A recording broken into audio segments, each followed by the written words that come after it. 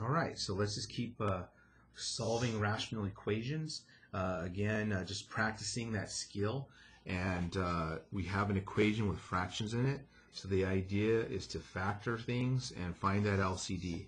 So in this one, we do have to work a little bit. It's kind of not easy to see things.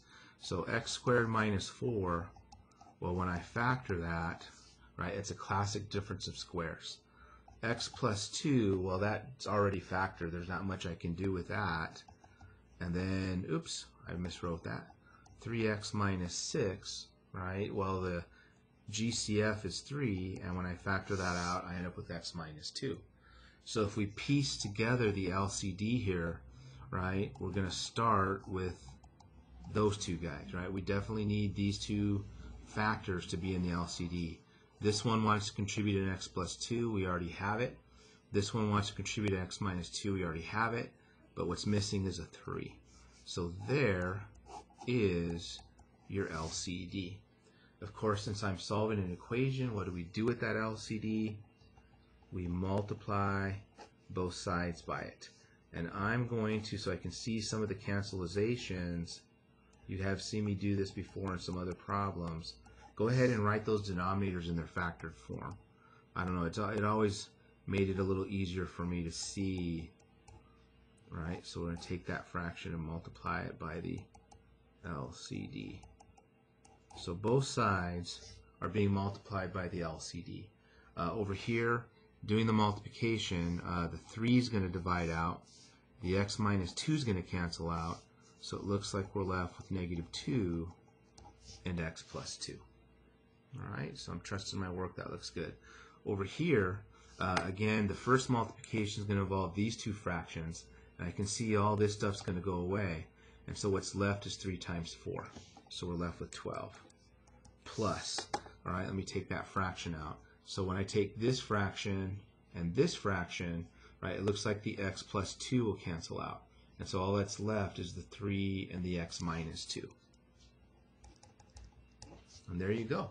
So again, I distributed here and did those multiplications. If you literally need to see the multiplications, write them down. But hopefully you guys are going to get pretty adept at this and you can kind of see those cancelizations in your head like I did. And so we're good to go.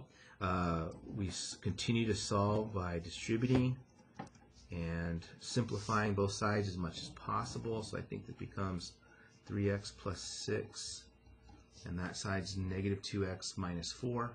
So moving some things around, right, I'll add 2x to both sides and subtract 6. And we end up with 5x equals, it looks like negative 10. Divide both sides by 5, and we get x equals negative 2. All right, so good news is we're done solving. Does this actually work out? And when we go, especially right here, notice that value of negative 2, that's not a very good value. It makes that denominator equal to 0. So that means, again, that type of solution, even though it came up in my math, it's what we call extraneous. I hope I spelled that right. And since it's the only one that came up, this means that this guy has no solution. The only one we got after all that hard work doesn't even work. So we're talking about a no solution case in that regard. All right, so everybody doing good? All right, so last one that we're going to take a look at. Again, if we keep following suit here, one way we can do this problem is find the LCD. If I look at my two denominators, right, this is already factored and that's prime. So my LCD is basically 5 times x plus 4. So what we're learning right now is what we'll do to both sides is we will multiply both sides by the LCD. And what should happen is things start dividing out. And so in this case, the x plus 4's divide out. And we're left with 5, 2x minus 3. And over here, the 5's will cancel out, leaving us with 3, x plus 4. Okay, so good news is we cleared the fractions. What I'd also like to point out before I went any step further is this is called a proportion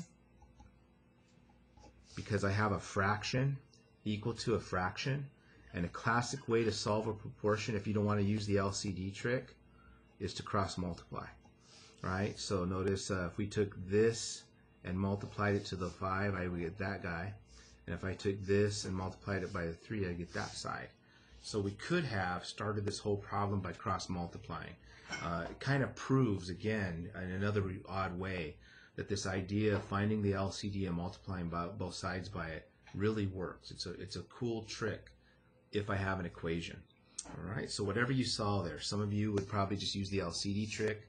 Some of you might see that as cross multiplication and do that. And by the way, I can't use cross multiplication here because that plus sign. Right? I truly don't have if that was gone, I now have a fraction equal to a fraction. I can cross multiply. But because of that plus sign, I don't have a true proportion. So be careful, right? As a matter of fact, I think on most of our examples so far, we haven't seen any proportions.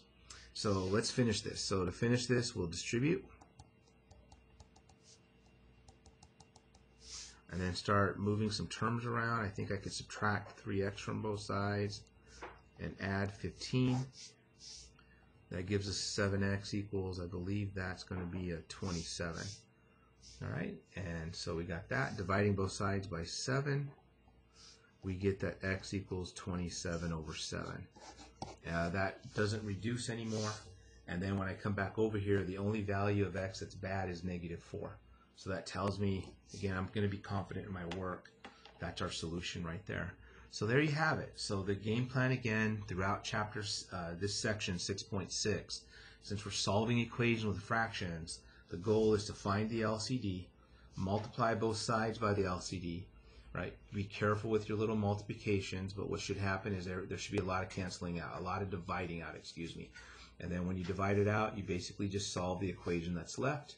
And be careful about those extraneous solutions. They do rear their ugly head in cases. I think we saw 2 cases where they came up. So even though all the work was good, right, the solution still was bad at the end. All right, so that should conclude chapter 6. Again, I ask you guys if you have questions or if you need more help, post them on Canvas, get your classmates involved, send me an email, and we can probably handle it via email, or request a Google Meet time where you and I can meet one-on-one virtually and discuss items and get some help that you need. All right, you guys keep doing a great job. We'll be moving into chapter 7 and doing a lot of graphing. See you guys in the next videos.